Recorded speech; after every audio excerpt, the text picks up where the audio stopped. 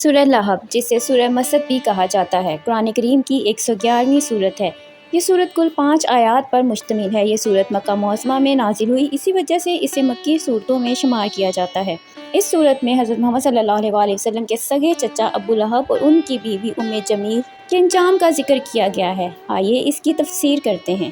ٹوٹ گئے ابو لہب کے ہاتھ اور وہ خود بھی ہلاک ہو گیا۔ یہ آیت ابو لہب کی ہلاکت اور بربادی کی خبر دیتی ہے۔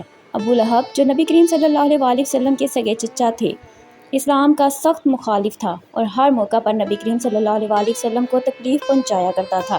اللہ تعالیٰ نے اس کے انجام کی پیشن گوئی کرتے ہوئے فرمایا کہ اس کے ہاتھ یعنی طاقت ٹوٹ جائے گی اور وہ خود بھی برباد ہو جائے گا۔ یہاں ہاتھوں سے مراد اس کی طاقت ہے، یعنی اس کی طاقت بھی ٹوٹ جائے گی اور وہ خود بھی برباد ہو جائے گا۔ دوسری آیت کا ترجمہ ہے، اس کا مال اور جو کچھ اس نے کمایا اس کے کام نہ آیا۔ آیت میں اللہ تعالیٰ فرما رہے ہیں کہ ابو لہب کا مال و دولت، اس کی محنت کی کمائی اس کے کسی کام نہیں آئے گی۔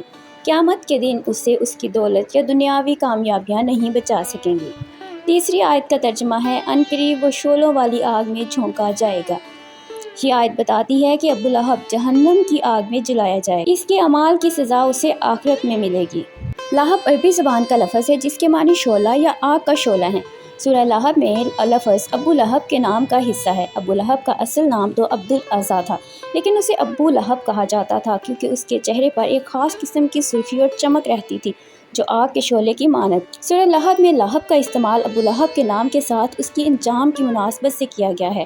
یہاں اس کے شعلوں والی آگ میں جلنے کی پیشن گوئی کی گئی ہے۔ یہ نام اور اس کا انجام دونوں ایک دوسرے کے ساتھ جڑے ہوئے ہیں، جو اس صورت کے پیغام کو اور بھی طاقتور بنا دیتا ہے۔ چوتھی آیت کا ترجمہ ہے، اور اس کی بیوی جو ایندھن اٹھانے والی ہوگی۔ یہ آیت ابو لہب کی بیوی ام جمیل کا ذکر کرتی ہے۔ ام جمیل بھی رسول پاک صلی اللہ علیہ وسلم کی سخت مخالف تھی۔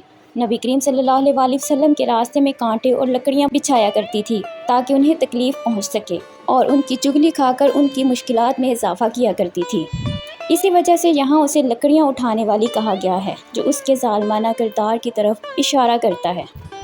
پانچویں آیت کا ترجمہ ہے، اس کے گلے میں بٹی ہوئی رسی ہوگی۔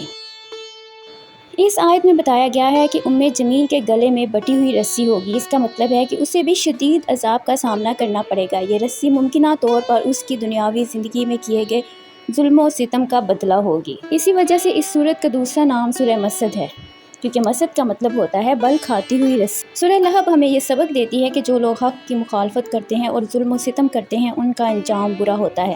ابو لہب اور اس کی بیوی نے نبی کریم صلی اللہ علیہ وسلم کو بہت تکلیفیں دی، لیکن اللہ تعالیٰ نے ان کے انجام کی پیشن گوئی کرتے ہوئے بتایا کہ ان کا مال اور دولت انہیں نہیں بچا سکے گی اور وہ آخرت میں شدید عذاب کا سامنا کریں گے۔ یہ صورت ہمیں یہ یاد دلاتی ہے کہ اللہ کی پکڑ سے کوئی نہیں بچ سکتا، چاہے وہ کتنا ہی طاقتور اور دولت مند کیوں نہ ہو۔ یہ ویڈیو پسند آئی ہوگی اور آپ نے اس سورہ لہب کے اہم اسباق اور پیغامات کو سمجھا ہوگا۔